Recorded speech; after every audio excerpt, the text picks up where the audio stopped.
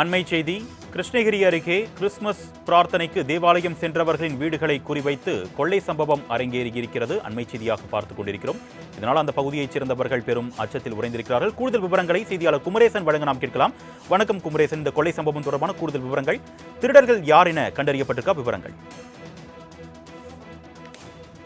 அருணேஷ், கிருஷ்ணகிரி நள்ளிரவில் கிறிஸ்துமஸ் கொண்டாட்டத்திற்கு தேவாலயம் சென்றவர்கள் வீடுகளை குறிவைத்து மர்ம நபர்கள் திருடி சென்ற சம்பவம் இப்பகுதியில் பெரும் பரபரப்பை ஏற்படுத்தியுள்ளது. குறிப்பாக கிருஷ்ணகிரி மாவட்டத்தில் கிறிஸ்துமஸ் விழா நேற்றைய நள்ளிரவு மாவட்டத்தில் உள்ள அனைத்து தேவாலயங்களும் சிறப்பாக நடைபெற்று வந்தது.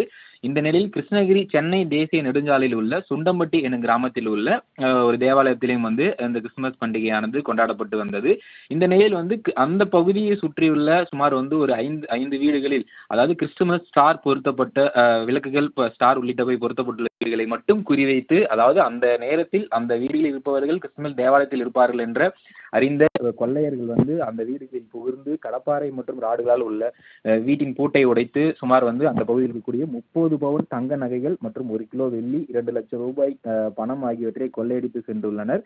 குறிப்பாக இந்த பகுதியில் சுண்ணம்பட்டி கிராமத்தை சேர்ந்த மைக்கேல் என்பவரது வீட்டில் மட்டும் 20 பவுன் தங்க நகை மற்றும் 1 கிலோ வெள்ளியும், அதே பகுதியில் இருக்கக்கூடிய மதுளை முத்து என்பவர் வீட்டிலும் 1.5 லட்சம் ரூபாய் பணமும் மற்றும் சவுந்தரராஜ் என்பவர் வீட்டில் இருந்தும் 8 பவுன் தங்க நகையும் மற்றும் அந்த பகுதியில் இருக்கக்கூடிய மேலும் 2 வீடுகளில் பணம் மற்றும் நகை உள்ளிட்டவற்றை மர்ம நபர்கள் திருடி சென்றுள்ள சம்பவம் அப்பகுதியில் பெரும் பரபரப்பை ஏற்படுத்தியுள்ளது. மேலும் இந்த சம்பவம் தொடர்பாக தற்பொழுது கண்டிக்குப்பம் போலீசார் வழக்கு பதிவு செய்து விசாரணை மேற்கொண்டு வருகின்றனர். குறிப்பாக திருடு போன வீடுகளில் கைரேகை நிபுணர்களுடன் விசாரணை மேற்கொண்டு வருகின்றனர்.